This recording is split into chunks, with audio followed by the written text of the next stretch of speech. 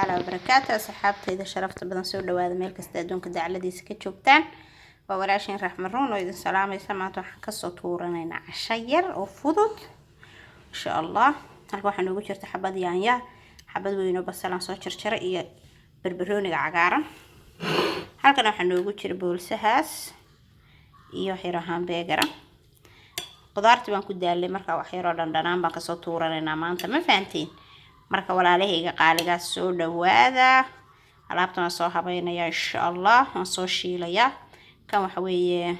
boolsa la dhahaa maqan waa hilib yar oo dhuudhuuban la jarjaro kana waa hamburger waa taqaanin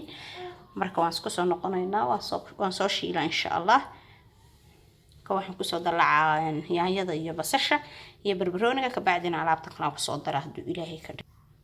afta badan waa tan cashadeeni ma soo diyaarsanay ma sha Allah tabarakallah